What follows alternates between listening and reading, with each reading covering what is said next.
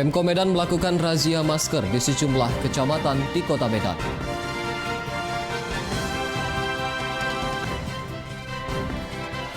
Isak tangis keluarga sambut kedatangan jenazah dua bocah yang diduga dibunuh ayah tiri.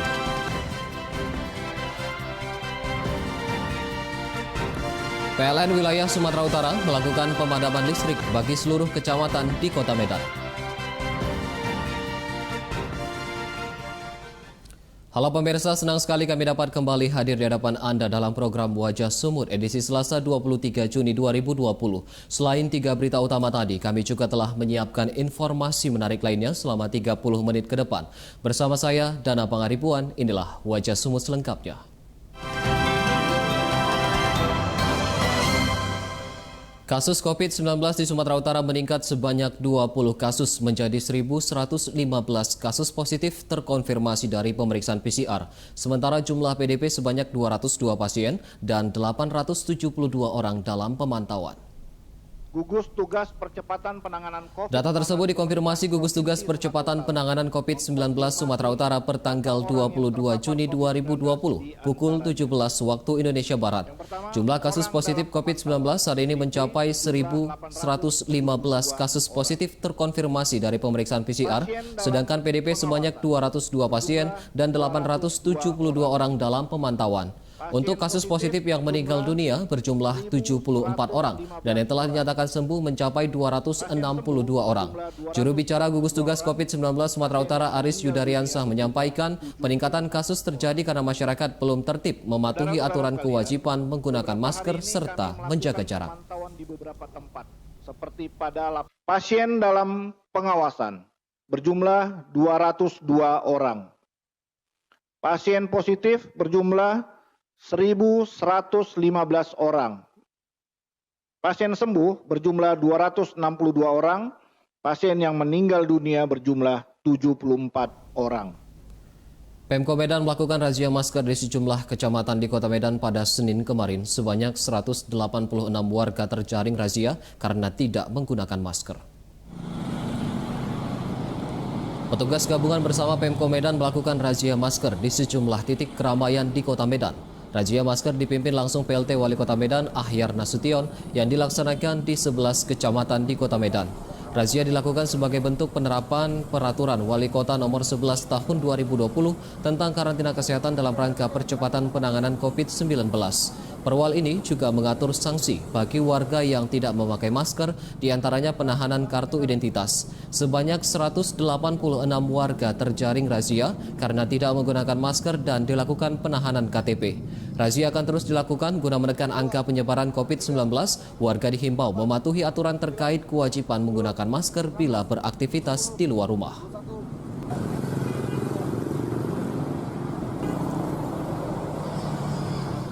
Rp5.000 alat pelindung diri atau APD bantuan pemerintah pusat tiba di Pangkalan TNI AU Landasan Udara Suwondo Medan.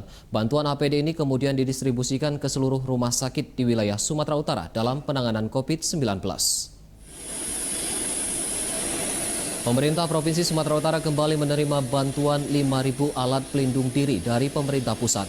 Bantuan ribuan APD yang dikirim oleh Badan Nasional Penanggulangan Bencana ini diangkut menggunakan pesawat milik TNI Angkatan Udara. Seluruh bantuan yang tiba diturunkan dari dalam pesawat untuk dilakukan sterilisasi dengan penyemprotan disinfektan. Menurut Kabid Sumber Daya Kesehatan Dinas Kesehatan Sumatera Utara Sri Suryani, bantuan APD yang diterima Pemprovsu merupakan bantuan tahap ke-12 dari pemerintah pusat. Seluruh bantuan APD selanjutnya akan didistribusikan ke sejumlah rumah sakit rujukan yang menangani COVID-19 di seluruh Sumatera Utara.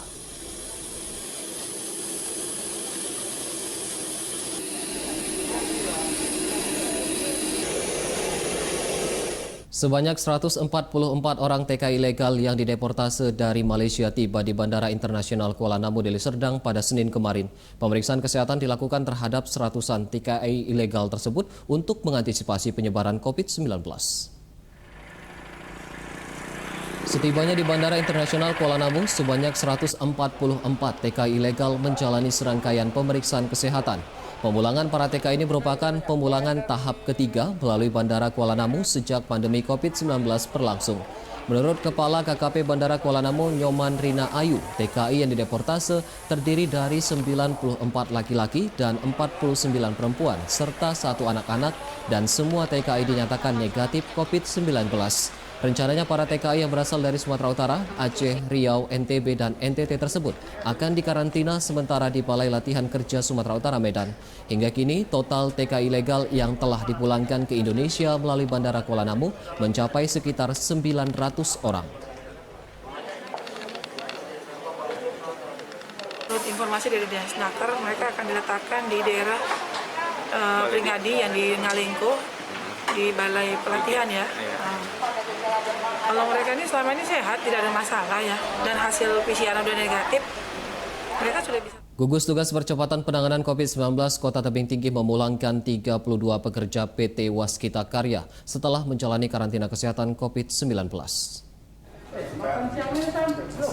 Sebanyak 32 pekerja PT Waskita Karya ini menjalani karantina kesehatan COVID-19 di Gedung Training Center Kota Tebing Tinggi sejak 8 Juni 2020 lalu.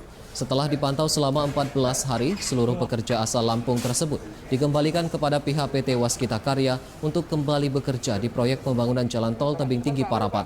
Sebelumnya, 32 pekerja tersebut dijemput tim gugus tugas percepatan penanganan COVID-19 Kota Tebing Tinggi di kantor PT Waskita Karya karena tidak melaporkan diri dan tidak melakukan isolasi mandiri saat tiba di Kota Tebing Tinggi. Kepala Dinas Kesehatan sekaligus juru bicara gugus tugas percepatan penanganan COVID-19 Kota Tebing Tinggi, Nanang Fitra Aulia, mengatakan karantina terhadap para pekerja yang berasal dari luar provinsi sudah sesuai dengan prosedur penanganan COVID-19. Nanang menghimbau seluruh pekerja agar tetap mematuhi prosedur kesehatan saat berada di lingkungan pekerjaan. Lagi ini jarang-jarang ini. Ya, sampai hari ini mereka layak untuk bekerja, cuman kami sampaikan tadi, dalam bekerja nanti tetaplah melaksanakan protokol-protokol kesehatan yang ada, jangan abaikan yang ini, dan masker wajib dipergunakan bagi seluruh pekerja-pekerja yang ada. Berapa orang? Pemerintah Kota Medan telah menyelesaikan draft perencanaan New Normal yang berfokus pada perubahan sektor ekonomi. Sedangkan pada sektor pendidikan, Pemko Medan akan tetap memberlakukan sistem belajar daring. Hal tersebut disampaikan oleh Sekretaris Daerah Pemko Medan Wirya Al-Rahman di kantor Dinas Wali Kota Medan pada Senin pagi. Wirya menyebut draft perencanaan New Normal telah rampung dan sedang dalam tahap keputusan akhir. Dalam draft yang telah disusun terdapat 3 poin penting terkait dengan sektor ekonomi. 3 poin tersebut ialah kewajiban pelaku usaha, karyawan, dan konsumen dalam mematuhi aturan Perwal Kota Medan nomor 11 tahun 2020 terkait karantina kesehatan. Sementara untuk sistem pendidikan, Pemko Medan akan tetap memberlakukan sistem belajar daring selama Kota Medan masih berstatus zona merah COVID-19. Meski ditetapkan sebagai daerah dengan tingkat persebaran COVID-19 tertinggi di Sumatera Utara, Pemko Medan optimis untuk menerapkan new normal yang dijadwalkan serentak pada 1 Juli mendatang. Bidang ekonomi yang ada di Kota Medan itu kami atur semua. Karena kan beda-beda, hotel bagaimana, ya misalnya rumah makan bagaimana, tempat hiburan bagaimana, ya bengkel dan sebagainya. Itu diatur di dalam Ranperwal itu. Tapi intinya adalah mengatur apa kewajiban dari 3 kelompok itu. Kewajiban pelaku usaha, kewajiban karyawan, dan kewajiban konsumen ataupun masyarakat. Itu yang kami terapkan. Pemirsa, usai jeda akan hadir informasi mengenai isak tangis keluarga sambut kedatangan jenazah 2 bocah yang diduga dibunuh ayah tiri. Tetaplah bersama kami.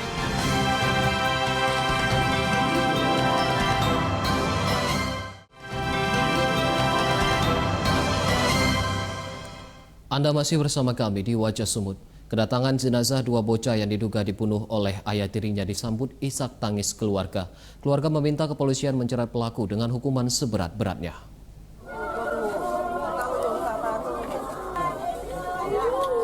Isak tangis keluarga pecah saat 2 jenazah abang beradik tiba di rumah duka di Jalan Brigjen Katamso Gang Satria Medan pada Senin kemarin. Jenazah Iksan Fatahila dan Rafa Anggara, 2 bocah yang tewas di Sekolah Global Prima Medan, dibawa ke rumah duka setelah sebelumnya diotopsi di Rumah Sakit Bayangkara Medan. Ratusan warga juga mendatangi rumah kedua bocah ini untuk menyampaikan rasa bela sungkawa, sementara ibu kandung kedua korban tak hentinya menangis. Kedua jenazah abang beradik ini kemudian dimakamkan di perkuburan Semati di Kecamatan Medan Maimun. Pihak keluarga meminta kepolisian menjerat pelaku dengan hukuman seberat-beratnya.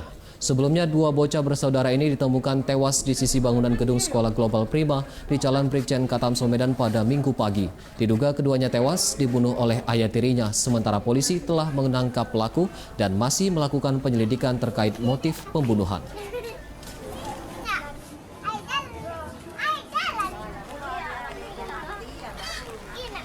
Sementara itu, tim gabungan Satreskrim Polrestabes Medan dan Polsek Medan Kota telah menangkap pelaku pembunuhan dua bocah abang beradik Iksan Fatahila dan Rafa Anggara.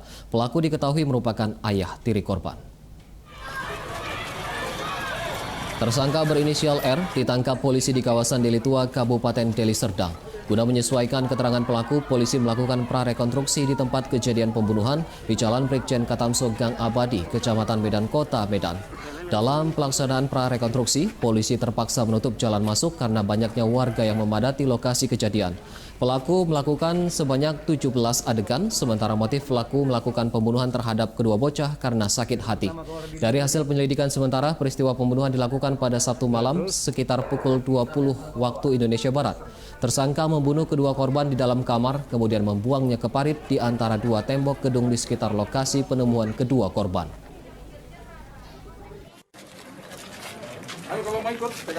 Si anak ini minta ke bapaknya untuk dibelikan es, tapi bapaknya bilang tidak punya uang. Ini baru pengakuan awal dari tersangka ya. Nah, kemudian anak-anak ini mengatakan bahwa bapaknya pelit dan dia akan meminta ibunya untuk mencari bapak baru.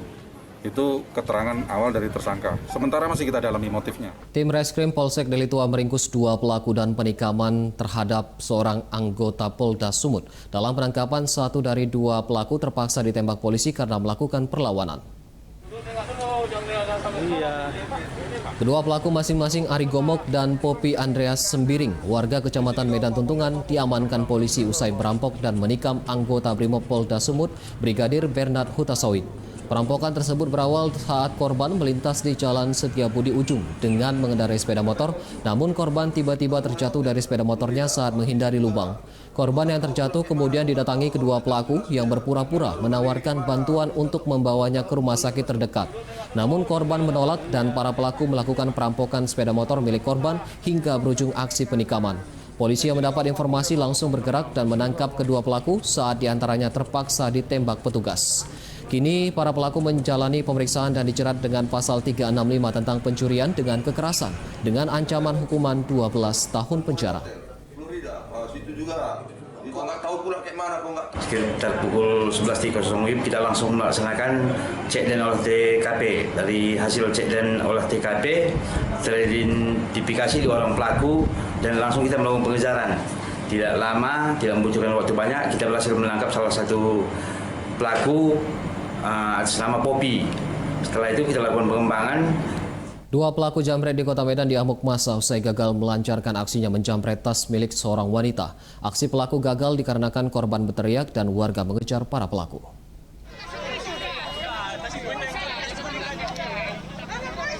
Kedua pelaku masing-masing berinisial A dan FS. Babak belur diamuk massa usai gagal menjambret tas milik korban bernama Aslin Pakpahan di kawasan Jalan Pandu, Kota Medan.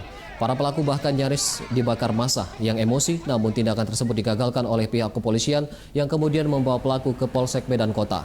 Menurut Kanit Reskrim Polsek Medan Kota, kejadian berawal saat korban sedang menunggu angkutan umum. Kemudian kedua pelaku datang menjambret tas korban dan kabur menggunakan sepeda motor. Korban yang berteriak menarik perhatian warga hingga kedua pelaku panik dan terjatuh dari sepeda motor miliknya. Kini kedua pelaku telah diamankan dan dijerat pasal 365 KUH Pidana dengan ancaman hukuman 12 tahun penjara.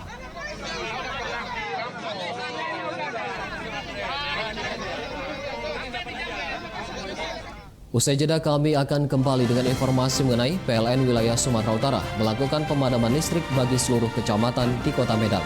Tetaplah bersama kami.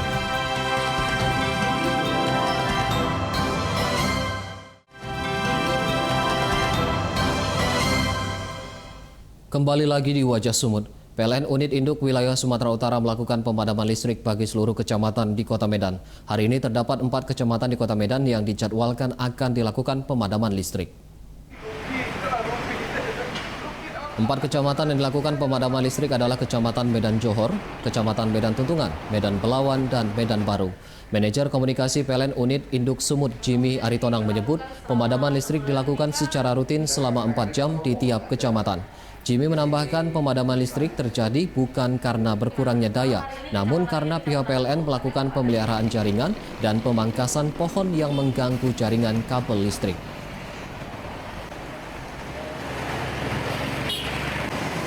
Jadi pemadaman yang kita lakukan ini adalah pemadaman rutin dalam rangka menjaga keandalan listrik di Kota Medan.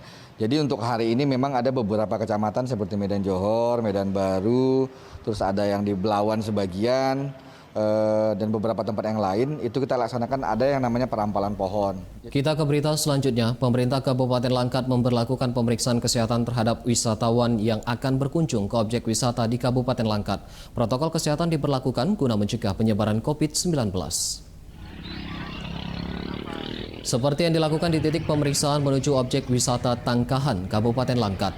Petugas Puskesmas, Kecamatan, dan TNI Polri melakukan pemeriksaan kesehatan dengan cara memberhentikan kendaraan wisatawan, kemudian mewajibkan mereka mengikuti aturan protokol kesehatan. Para pengunjung diwajibkan mencuci tangan, menggunakan masker, dan menjalani pengecekan suhu tubuh. Pemeriksaan ini dilakukan guna mencegah penyebaran COVID-19 di Kabupaten Langkat yang saat ini telah berstatus zona merah penyebaran COVID-19.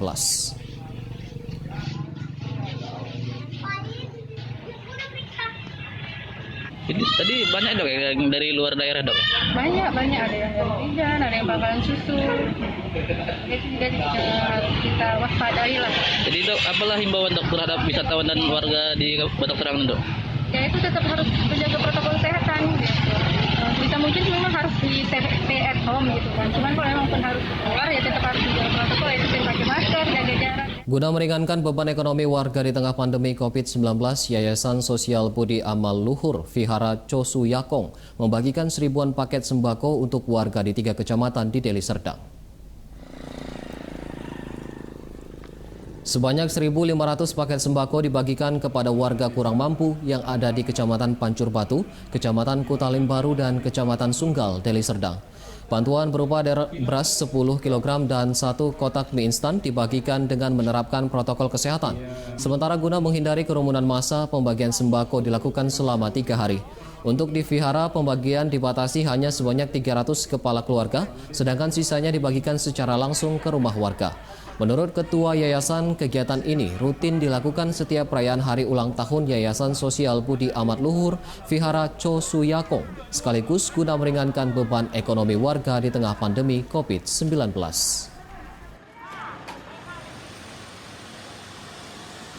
1.500 paket yang kita bagikan.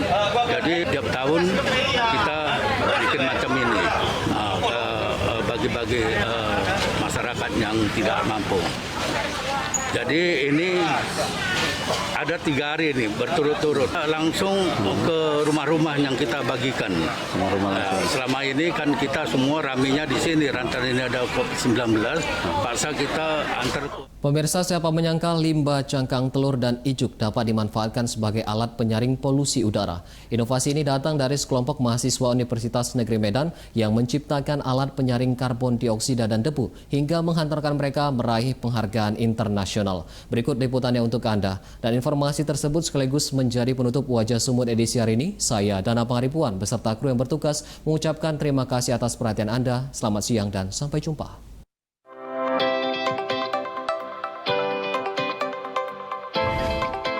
Siapa menyangka limbah cangkang telur yang umumnya tak terpakai dapat dimanfaatkan menjadi alat penyaring polusi udara.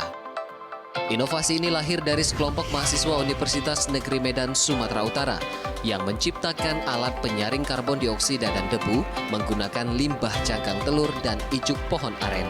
Kalau cangkang telur itu punya 3 lapisan. Di lapisan yang kedua dan ketiganya itu terdapat mengandung 94% kadar kalsium karbonat atau CaCO3. Nah, CaCO3-nya sendiri ini dia mengandung serat protein fiber yang dia bisa terikat dengan kalsium karbonat tadi. Disitulah karbon dioksidanya disimpan atau terikat. Untuk membuat alat penyaring polusi udara ini sangatlah sederhana. Limbah cangkang telur hanya perlu dihaluskan. Sementara ijuk pohon aren yang halus dipilah dan dipotong sesuai ukuran filter berbahan kawat jaring.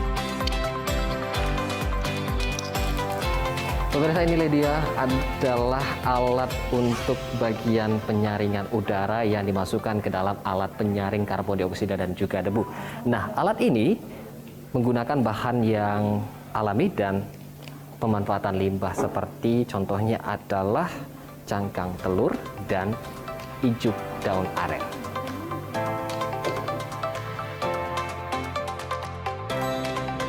Setelah filter selesai dibuat, filter kemudian dimasukkan ke dalam alat penyaring berbentuk tabung kaca yang dilengkapi dengan 2 unit alat detektor kualitas udara.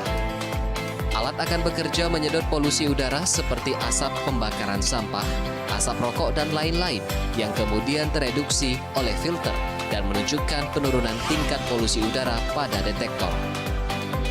Menurut Dekan Fakultas MIPA Universitas Negeri Medan, Fauzia Harahap, karya mahasiswa tersebut sangat membanggakan dan diharapkan bisa disempurnakan sehingga dapat bermanfaat bagi masyarakat. Tentunya ini tidak berhenti di sini, dosen-dosen pembimbing tentu akan mengarahkan mereka untuk tetap berkarya dan untuk mendapatkan inovasi-inovasi tambahan berkaitan dengan peningkatan kemampuan alat-alat ini supaya bisa digunakan lebih bagus lagi. Dari inovasi penyaring polusi udara tersebut, tim reduktor CO2 dan debu Universitas Negeri Medan kini telah meraih penghargaan tingkat internasional berupa medali perak kategori teknologi di Malaysia Technology Expo pada Februari 2020 lalu. Nah, pemirsa, ini adalah cara kerja dari alat penyaring karbon dioksida dan juga debu yang diciptakan dari teman-teman Universitas Negeri Medan. Nah, di sini udara ataupun yang masuk ini akan terdeteksi untuk kualitas udaranya pada tabung bagian A. Kemudian di sini ada filter yang sudah disiapkan, yakni 2 buah filter, dan akan terlihat perbedaan dari kualitas udara yang tersaring pada detektor kualitas udara kedua. Ini terlihat ada perbedaan 1000. Luar biasa. Dan alat ini diharapkan dapat digunakan masyarakat umum khususnya untuk di Kota Medan. Demikian dari Medan, Sumatera Utara, dan Abang Ribuan, Erwin Evan, Edi Sembiring, Metro TV.